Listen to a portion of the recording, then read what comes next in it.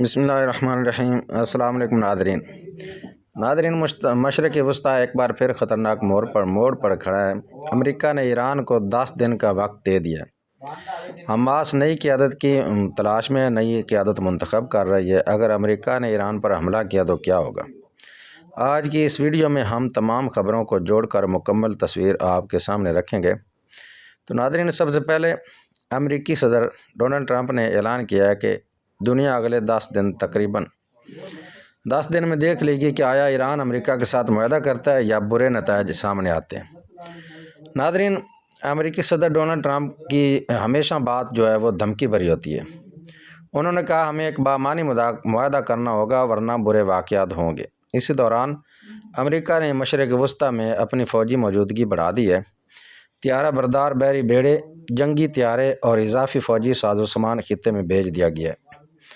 ناظرین، ایران نے رد عمل دیتے ہوئے کہا ہے کہ ایران نے اقوام متحدہ کے سیکرٹری جنرل کو خط لکھ کر خبردار کیا ہے کہ اگر امریکہ نے حملہ کیا تو خطے میں موجود امریکی اڈے جائز اہداف سمجھے جائیں گے۔ ایران نے کہا کہ وہ جنگ نہیں چاہتا لیکن دفاع کے لیے تیار ہے۔ ناظرین، اگر امریکہ نے ایران پر حملہ کیا تو کیا ہوگا؟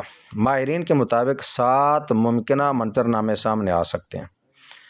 پہلے نمبر 1، امریکہ ایران کے جوہری یا میزائل مراکز کو نشانہ بنا سکتا ہے۔ نمبر 2، ایران کا فوجی جوابی وار، ایران ڈرونز، بیلسٹک میزائل اور خطے میں اپنے اتحادی گروپس کو متحرک کر سکتا ہے۔ نمبر 3، ابنائے ہرمز کی بندش، اسٹریٹ آف ہرمز دنیا کے تقریباً 20% تیل کی ترسیل کا راستہ ہے۔ اگر یہاں بحران پیدا ہوا تو عالمی تیل کی قیمتیں آسمان کو چھو سکتی ہیں۔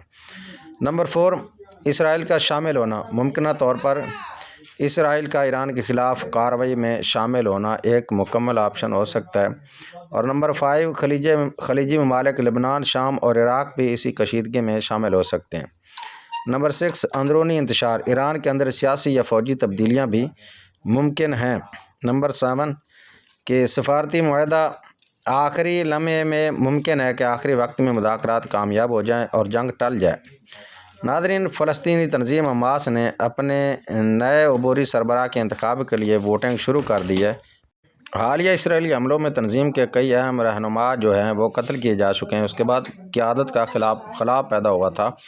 نئی قیادت کا انتخاب اس لیے اہم ہے کیونکہ یہ فیصلہ کرے گی کہ کیا جنگ جاری رکھنی ہے یا مذاکرات کی طرف جانا ہے۔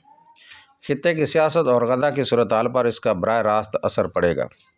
ناظرین، مکمل تصویر کیا بنتی ہے؟ امریکہ اور ایران آمنے سامنے کھڑے ہیں۔ اسرائیل اور حماس کے درمیان جنگ جاری ہے۔